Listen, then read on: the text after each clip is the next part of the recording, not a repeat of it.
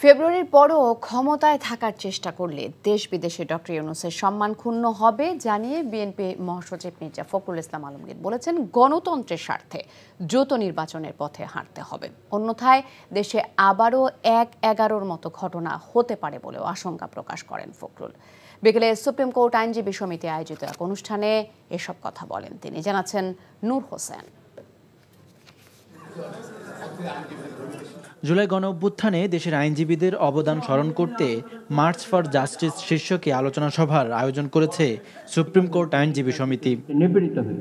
অনুষ্ঠানে প্রধান অতিথির বক্তব্যে বিএনপি মহাসচিব মির্জা ফখরুল ইসলাম আলমগীর বলেন, একটি মহল আবারও দেশে ১/১১ ষড়যন্ত্র করছে।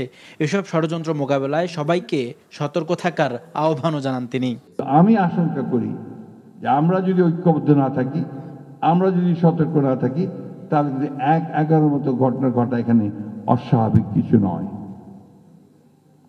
সুতরাং দেশপ্রেমিক মানুষদের কাছে আবার আহ্বান জানাই, সকল রাজনৈতিক দলের প্রতি আবার আহ্বান জানাই যে আমাদেরকে আসুন ঐক্যবদ্ধ হয়ে আমরা আমাদের এই সংস্কার, বিচার এগুলো সমস্ত শেষ করে আমরা let us proceed towards democracy.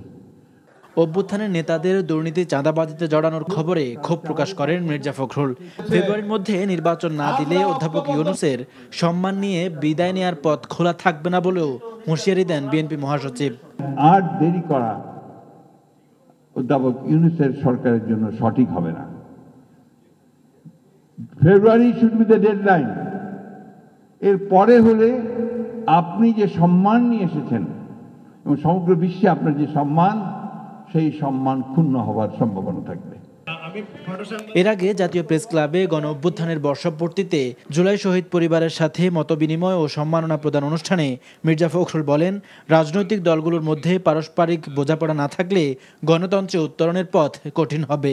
কথা তো সত্য যে কাজটা ছিল যে অতি দ্রুত একটা নির্বাচনের মধ্য দিয়ে একটা নির্বাচিত সরকারের কাছে দায়িত্ব তুলে দেওয়ার, সেটা না দিয়ে ক্রমান্বয়ে বিভিন্ন রকম কতটা সংস্কার কমিশন যেটা তৈরি করা হয়েছে ঠিক জানা নাই।